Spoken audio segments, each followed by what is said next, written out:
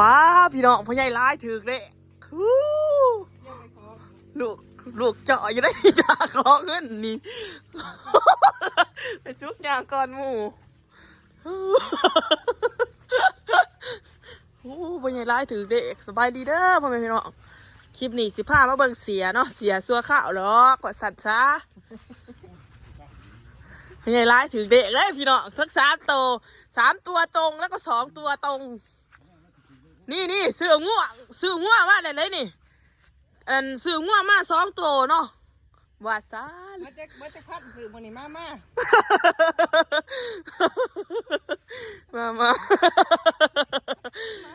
ดูกระถางเอาเงินเดียวซุกนี่เนาะมาแล้วก้อยกันอยากได้คือกันไหนเอิ้งมาสิสวยไหนเอิ้งมาเดือนเท่าไหร่มาคอยไล่เป็นดุกล่ะคอยไล่ก่อนโอ้พ่อใหญ่ร้ายถือเด็ก3 ตัวตรงแล้วพี่น้องอัน10,000 กีบ2 ตัวตรงกับ10,000 กีบแต่ว่าเด็กนี่บอกบอกแล้วพี่น้องบอกหันบอกง่ามได้ถือง่ามน่ะได้แต่ว่าบอกเพิ่นบ่ค่อยมีเงินซื้อเพิ่นก็ได้บอกพ่อนี่ซัดเก่าค้ามีงามเด้ออาจารย์ไปเลยเด็กบอกนี่ถือได้ด้วยบางหันบอกก็ถือหาล้านบิ๊กนี่อีพ่อก็ถือหาล้านปลาย6 ล้านได้6 ล้านบ่มันก็ได้6 ล้านบอกมันได้6 ล้านจะได้หาล้านเนาะพี่พ่อเนื้ออยู่ว่า4 ล้านโอ้ยเบิดถนัดนี่เบิดถนัดเรียนซื้อได้ตายไม่บ่ซื้อหลายจะได้แมลงก็สิซื้อแม่งก็สิถือมาคนนี้พี่ด่าลายลูกยาแล้วคนได้ลายพี่น้องพ่อถือเลยฝันเงินบอกเก็บไว้ส่วนแบ่งแล้วพี่น้องเพราะว่าข้ามันบอกว่าจ้ามานี่เบิ้งบอกมันนั่งกับมือซุกนี่ว่าจังได้ก่อนสิบอกเด็กพี่พ่อนะก่อนสิบอกว่าเวิร์กหลายพันพี่น้องเนาะหลายพันว่ามีหมูผู้นึงเอาหมูมาให้10 ตัวมันออก07เนาะพี่น้อง10 ตัวก็ถือละ10ก่อน10,000มาเด็กหมูมันเป็น07 47 87เนาะคือได้ว่าหมู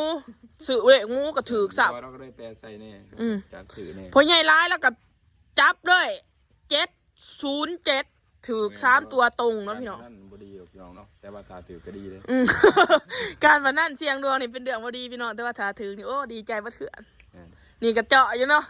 ถ้าพ่อผูกงัวแล้วสิถาโคส่วนแบ่งต้องแบ่งครึ่งได้พี่น้องถ้าแบ่งบ่ครึ่งนี่บ่ได้และขี้อัดได้ข่อยนี่เนาะถ้าขอส่วนแบ่งว่าอาจารย์ได้ดิพี่น้องบ่นี่ถือได้เด้อนี่แต่ว่าถือแต่ละหน่อยบ่ค่อยมีเงินติดตัวในบัญชีถือแปลว่าถือส่วนน้อยแต่ว่าซื้อส่วนได้เงินถือได้6 ล้านประมาณ10,000 บาทเนาะพี่น้องถือเลขประมาณ10,000 บาทเนาะโอ้ยสิไปชัวแล้วสิไปเชื่อแล้วเอาตัวเดี๋ยวก็ซื้อมาเลยจนเดี๋ยวนี้บ่มีเงินในบัญชีพอกีบกันนะยังรอพ่ออยู่ยืนซอกๆอยู่นี่ถ้าขอเงินบ่มาไผก็บ่มีเงินเด้แบ่งได้แบ่งครึ่งเลยเด้อข่อยเป็นลูกสาวหลาบางทีข่อยก็ให้ร้ายก็หมู่ได้ใช่นี่เนาะ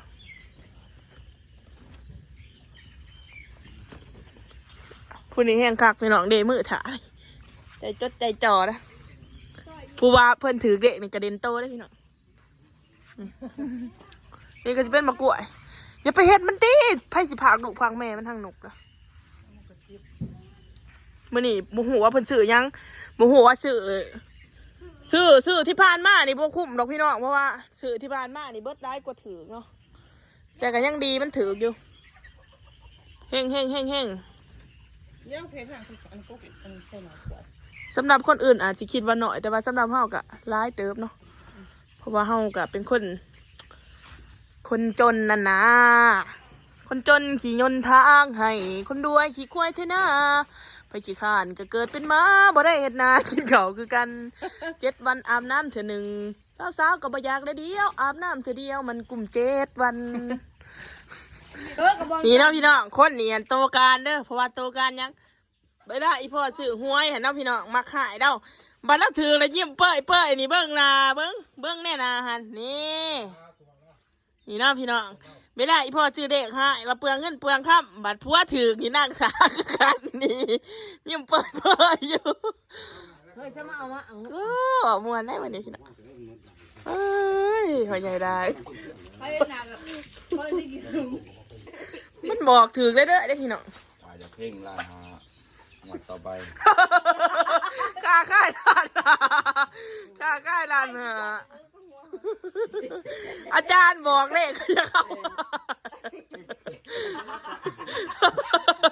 บอกซื่อๆได้พี่น้องบอกซื่อๆจะเอาค่าค่ายด้านหาฟูโอ้หมอนี่ ไม่อยากกลัวเอื้อว่าหนึ่ง เอาเขามันก็บอกสิ ได้เพ่งล่าแต่จะมาดีนี่เนาะหนากันหนาวกันนี่เนาะ ก็ ง่ายตายอย่าไว้น้องแก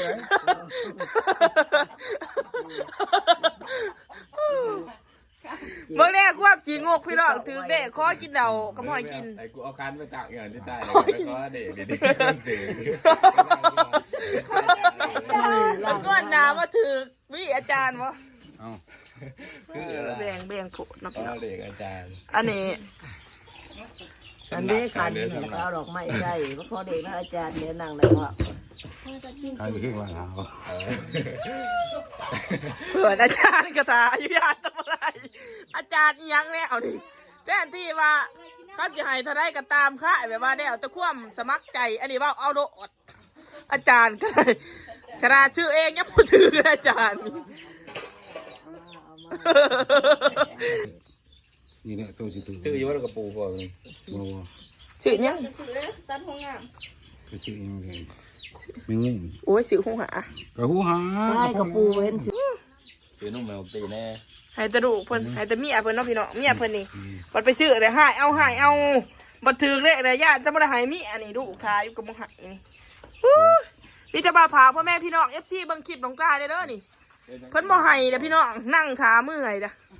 เพิ่นให้แต่เมียเพิ่นเนาะขย่างพี่น้องมีแต่ว่าถ่ายคลิปเอานี่แหละไปซุกกับบ่ได้ซะก็มานั่งกินบักหน้าคิดไว้นี่ไปก็ดีใจว่าได้เสียหายเนาะ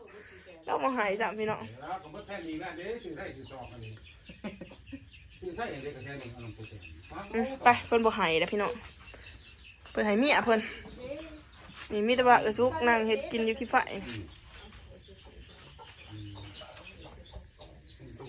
นี่นะนี่เนาะแบ่งเงินนี่กระซุกนี่ได้600,000พี่น้อง สองให้เบอร์800,000 โอ้มึงออก800,000สิให้ข่อย200,000 500,000 โมเมนต์เด้อพี่น้องเงิน พ่อจะไปใส่ พอยืมเด้อ เอา800,000นั่นแหละ พอ เคยเชียร์ไปส่งขึ้นหรอ นี่ไปช่วยไปส่งซิ่งหนึ่ง เอาทางเอื้อเลยเอา หนึ่ง บัดนี้แม่เพิ่นนี่ให้ลูกเพิ่นได้ล้านหนึง สาม โถ่ สี่ ไปนี้ เอียง ในวันหนาหนึ่งไปซื้อเลขไป พูนให้ลูกเพิ่นล้านหนึงสันแนะหักลูกบ่เท่อกัน เคยเชียร์แปลได้สัตว์ได้ชัวร์พ่อ หักลูกบ่เท่อกันเด้อพี่น้องเอ้ยเบิ่งนี่บ่าวเอิ้กนี่ได้ล้านหนึงนี่ เอาตังค์เอา นี่กระซุกนี่ได้600,000กระซุก เอา นี่ เอากูเอาหรอกเอา ปื้อเอาคือเนาะเชื่ออะไรเอาต่อเลย เอามาแล้วคนแดงเอา600,000เจ้าเอา500,000 ลูกแชร์จะเงินมันเองแชร์หนึ่งบางเบ็ดนี่ ได้500,000พี่น้อง กูบ่ใส่ดอกเบิ้ง ได้ เอาเลย 500,000 นี่ เอื้อละหนึ่งเบ็ดบ้าน นี่ยังเงิน3ล้านเท่านี้ มันเกิดมาได้ หลังจากถือแล้วเนาะพี่น้องสิไปซื้ออีกแล้วซื้อมาเท่าไรก็บ่พอ แอนตาปูเนาะ พี่น้องพี่น้องหลังจากถือเลขโมโหว่าสิเบิดเท่าไรนี่มาไล่ไปไล่มาจะบ่กุบซะนี่ไปซื้ออีกแล้วบ่เอิกนี่นี่ไปก็บ่เอิกนะไปซื้ออยู่อันสะโอแล้วมาถือมาแดกนี่ได้สิเอาอาจารย์นกน้ำเตรียมไว้เด้อมาแดก อย่าบอกนะจอ อาจารย์ยังเอาค่ายแม่กันโอ้ยจะดูได้ว่ายังไงนี่เนาะถ้าออกไปบอกเอิกบาดใจได้ไปได้มั้ยนี่100%นี่เนาะใช่กันนะนี่เนาะเราอ่านเนาะเราไปซื้อหวยพี่เนาะแต่ว่าบทสนับสนุนให้เด่นการพนันเด้อเพราะว่าอันนี้ซื้อพวกแบบว่าห้องปากห้องเคาะนะพี่น้องแต่ว่าหวยเด็กไทยนี่เพราะอย่างแบบคูบิกบ่ผ่าเด้อ บ่อนสื่อเด็กเข้ากันใกล้ๆพี่น้องคิดมากข้าวเดียวมาเบิ่งนะว่ามันนี่บอกสิสื่ออิหยังไปเลยนี่บ่อนสื่อเด็กเนาะไปบอกอาจารย์ไป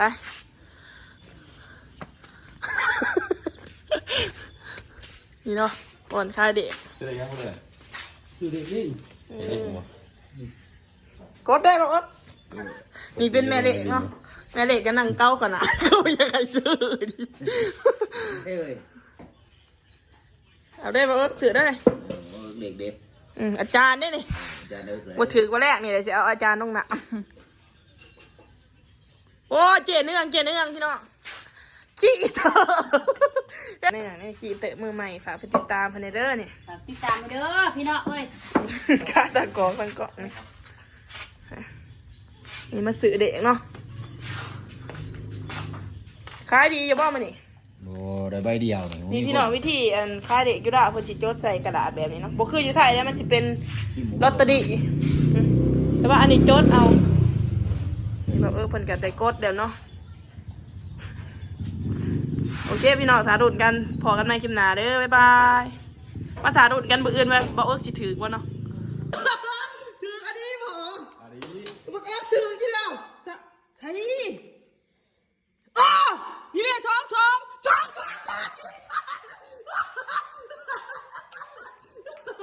เนี่ยทุกตัวได้บ่ถือบ่พันเวรเนี่ยแล้วหรอยังไง